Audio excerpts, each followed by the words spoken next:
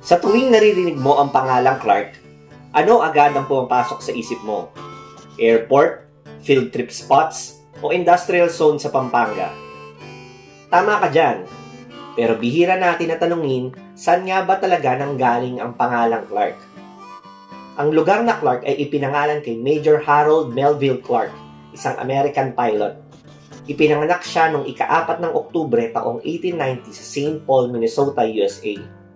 Noong bata pa siya, lumipat at nanirahan ng pamilya nila sa Maynila mula 1904 hanggang 1910 dahil may negosyo doon ang tatay niya.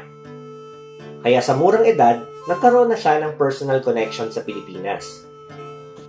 Gaya ng isang eroplano, mabilis ang lipad ng karir ni Major Clark. Noong 1913, naging second lieutenant siya sa US Cavalry.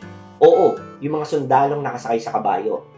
Pagdating naman ng 1916, lumipat siya sa Aviation Section ng US Army Signal Corps, ang pioneering aviation program ng US military na sumuporta sa research ng Wright Brothers, ang mga unang nagpalipad ng eroplano sa mundo.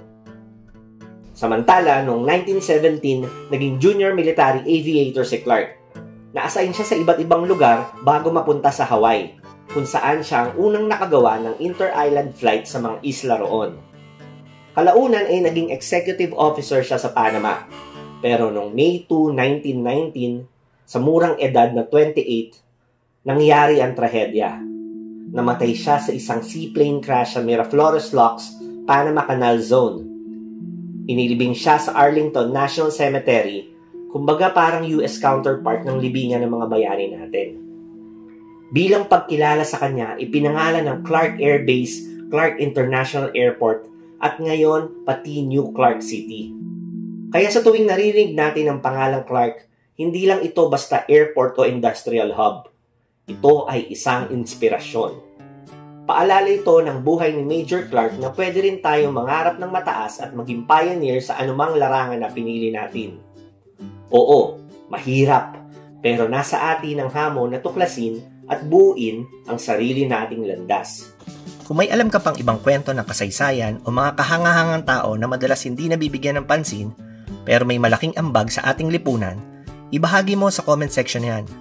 Nais naming marinig ang mga kwento mo. At kung gusto mo pa ng ganitong makabuluhang mga kwento na nagbibigay ng halaga sa ating kultura at kasaysayan, hit that like, thumbs up button at share mo ito sa mga tropa mong mahilig din sa ganitong klaseng content. Hanggang sa muli mga kasyudad, salamat sa pagtangkilik.